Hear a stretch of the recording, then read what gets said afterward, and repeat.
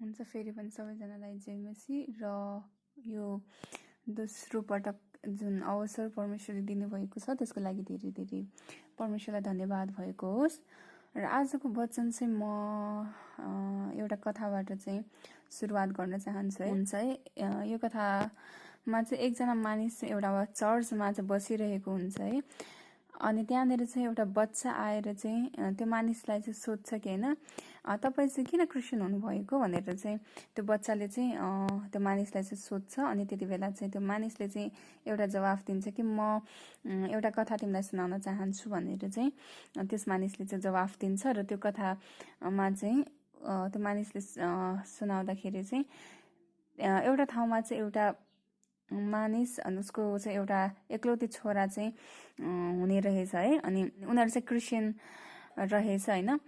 अनि एक दिन चाहिँ त्यो छोरा र त्यो बुवा र अनि त्यो छोराको साथी चाहिँ एउटा समुद्रमा, एउटा ठुलो समुद्रमा चाहिँ माछा मार्न जाँदाखेरि चाहिँ त्यहाँनिर एकदमै ठुलो छाल चाहिँ आएको हुँदछ है। जसले गर्दाखेरि चाहिँ उनीहरू चाहिँ डुङ्गामा हुन्छ र त्यो डुङ्गा चाहिँ एकदमै हल्लिएर चाहिँ है त्यो मानिसको छोरा र उसको साथी चाहिँ त्यो समुद्रमा चाहिँ खस्छ है। अनि खसिसकेपछि चाहिँ त्यो बुवा चाहिँ अब दोधारमा पर्छ कि कसलाई बचाउँ, किनकि उसको छोरा र त्यो छोराको साथी चाहिँ डुबिसक्या हुन्थ्यो होइन। अनि उसको छोरा चाहिँ एउटा साइडमा हुन्छ भने चाहिँ उसको छोराको साथी चाहिँ एकदमै अपोजिट साइडमा हुने रहेछ। अनि त्यसपछि चाहिँ त्यो बुवा चाहिँ एकदमै दोधारमा हुन्छ, किनकि त्यो छोरालाई बचाउन, आफ्नो छोरालाई बचाउन गयो भने चाहिँ त्यो छोराको साथी मर्ने भयो, त्यो छोराको साथीलाई बचाउन जाऊ भने चाहिँ आफ्नो छोरा मर्ने भयो है। अनि त्यसपछि चाहिँ उसले चाहिँ एकदमै दोधारमा अब के गर्ने भएको अवस्थामा चाहिँ उसले सोच्यो कि मेरो छोरा त क्रिस्चियन हो, उसले चाहिँ प्रभुलाई पाइसकेको छ है। यदि ऊ मरिहाल्यो भने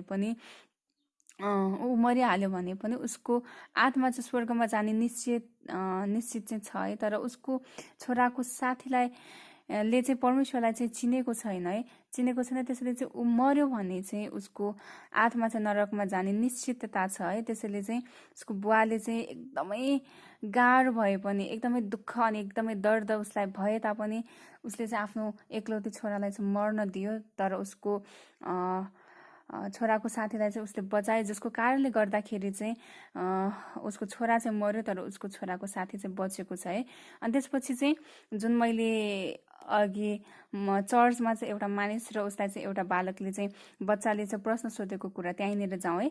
अनि त्यसपछि त्यो बच्चाले चाहिँ त्यो कथा सिधिसकेपछि चाहिँ त्यो बच्चा सोध्यो कि मैले सोधेको प्रश्नमा र तपाईँको कथामा चाहिँ के मेल छ र भनेर सोद्धाखेरि चाहिँ त्यो मानिसले चाहिँ भन्यो कि त्यो बच्चा जसलाई चाहिँ बचाएको थियो त्यो चाहिँ मै हुँ है, म आफै हुँ र म अहिले चाहिँ क्रिस्चियन हुँ भनेर चाहिँ भनेको कुरा चाहिँ त्यो मानिसले चाहिँ भन्छ है।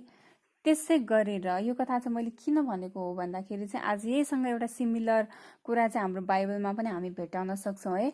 यहाँनिर यूहन्ना 3:16 हामी हेर्छौँ भने चाहिँ यहाँनिर ठ्याक्कै योसँग मिल्ने एउटा पद चाहिँ रहेको छ है। हामी सबै प्रायलाई चाहिँ यो पद चाहिँ मुखमै कण्ठ छ है। तर जतिजना पनि नयाँ विश्वासी हुनुहुन्छ अथवा जतिजना चाहिँ त्यति बाइबल पढ्नुहुन्न उहाँहरूलाई चाहिँ थाहा छैन है। उहाँहरूको निम्ति चाहिँ म पढ्न चाहन्छु। यूहन्ना 3:16 चाहिँ यसो लेखेको छ, किनभने परमेश्वरले संसारलाई यस्तो प्रेम गर्नुभयो कि उहाँले आफ्ना एकमात्र पुत्र दिनुभयो ताकि उहाँमाथि विश्वास गर्ने चाहिँ कोही पनि नाश नहोस् तर त्यसले चाहिँ अनन्त जीवन पाओस् भनेर। साँच्चै नै यहाँनिर पदमा भनेको छ कि परमेश्वरले चाहिँ संसारलाई यति धेरै प्रेम गर्नुभयो कि आफ्नै एक्लौती पुत्रलाई यहाँ संसारमा चाहिँ मर्नलाई दिनुभयो ताकि उहाँको बलिदान र त्यो रगतद्वारा चाहिँ आज संसारको सबै मानिस चाहिँ बाँचोस् भनेर है। साँच्चै नै आज हामीले त परमेश्वरलाई पाइसकेका छौँ र हामी यो सोध्छौँ कि होइन, मैले त परमेश्वरलाई पाइसकेँ अथवा मेरो परिवारले त परमेश्वरलाई पाइसके, चिनिसके, ग्रहण गरिसके, अब म र मेरो परिवार त मरिसकेपछि हामीले अनन्त जीवन पाउने निश्चित छ अथवा हाम्रो आत्मा चाहिँ स्वर्गमा जाने चाहिँ निश्चित छ, त्यसैले चाहिँ हाम्रो काम सिद्धियो भनेर चाहिँ हामी कतिपटक सोध्छौँ है। तर यो चाहिँ एकदमै गलत हो।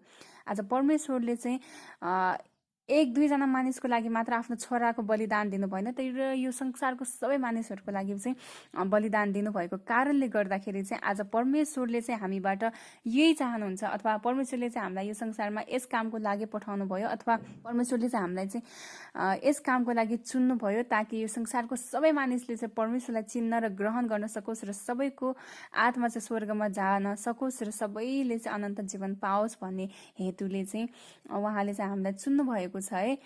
त्यसैले चाहिँ आज यो सम्भव चाहिँ छैन कि यो संसारको सबै मानिसहरूलाई चाहिँ हामीले सुसमाचार सुनाउन सकोस् भनेर है, तर हामी दिनदिनै देखिरहने मानिसहरूलाई अथवा हामीले दिनदिनै बोलिरहने मानिसहरूलाई त हामीले सक्छौँ नि होइन। त्यसैले चाहिँ आज ती सबै जसलाई पनि हामी दिनदिनै देख्छौँ अथवा हामी बातचित गर्छौँ नि, ती सबै मानिसहरूलाई चाहिँ आज प्रभुमा चाहिँ प्रभुको बारेमा चाहिँ भनेर सुसमाचार सुनाएर उनीहरूलाई चाहिँ परमेश्वरको सामुन्यमा चाहिँ नजिकतामा चाहिँ लगेर उनीहरूलाई चाहिँ परमेश्वरको प्रेमको, परमेश्वरको बलिदानको त्यो व्याख्या गरेर चाहिँ उनीहरू सबैलाई चाहिँ प्रभुमा चाहिँ हामीले दोहोऱ्याउनु पर्दछ, ताकि उनीहरू सबैले चाहिँ अनन्त जीवन अथवा उनीहरूको आत्मा चाहिँ स्वर्गमा चाहिँ जान सकोस् है। यदि मैले अघि भनेको कथामा चाहिँ यदि त्यो मानिसले चाहिँ आफ्नै छोरालाई चाहिँ बचाएर उसको छोराको साथीलाई चाहिँ मर्न दिएको भए चाहिँ आज ऊ मरिसकेपछि, त्यो मानिस मरिसकेपछि चाहिँ त्यो न्यायको दिनमा चाहिँ परमेश्वरले जब उसको लेखा लिनुहुन्छ त्यति बेला चाहिँ ऊ शर्ममा पर्नेछ है। तैँले किन बचाउन सक्थिस् त्यो बच्चालाई, तर तैँले किन बचाएनस् भने चाहिँ प्रभुले हामीसँग प्रश्न गर्दाखेरि चाहिँ हामीसँग कुनै पनि जवाफै हुने थिएन अनि शर्ममा पर्छौँ है। त्यसरी नै आज हामी पनि जब मर्छौँ अनि हामीले चाहिँ मानिसहरूलाई चाहिँ सुसमाचार हामीले सुनाएन अनि उनीहरूको आत्मालाई चाहिँ हामीले खेर पठाइरहेका हुन्छौँ अथवा उनीहरूको आत्मालाई चाहिँ हामीले नरकमा जान दिइरहेका हुन्छौँ भने चाहिँ परमेश्वरले चाहिँ हाम्रो लेखा लिनुहुन्छ है त्यति बेला न्यायको दिनमा, र त्यति बेला चाहिँ हामी पनि शर्ममा पर्नेछौँ है। हामी चाहिँ के जवाफै दिन सक्दैन, हामी जवाफदेही हुनेछौँ है। त्यसैले चाहिँ आज तपाईँहरूलाई चाहिँ यही नै म भन्न चाहन्छु अन्त्यमा चाहिँ होइन, कि हामीले चाहिँ परमेश्वरलाई पाइसकेका छौँ, तर आज हाम्रो कर्तव्य भनेको चाहिँ ती सबै संसारको मानिस अथवा हामीले जतिजनासँग पनि सङ्गत गर्छौँ दिनानुदिन होइन, चाहिँ परमेश्वरमा दोहोऱ्याएर उनीहरूको आत्मालाई चाहिँ स्वर्गतिर दोहोऱ्याउने यही नै हाम्रो कर्तव्य रहेको छ है। हुन्छ, यो वचन चाहिँ छोटो छ तर तपाईँहरू सबैजनाले चाहिँ बुझ्नुभएको छ र आशिषित हुनुभएको छ भनेर यही नै आशा राख्दै म यो वचनलाई यही नै राख्दछु र फेरि पनि तपाईँहरूको माझबाट बिदा हुन चाहन्छु। परमेश्वरले चाहिँ हामी सबैलाई सुन्ने र सुनाउनेलाई आशिष दिनुभएको हुन्छ। फेरि पनि धन्यवाद। जय मसीह।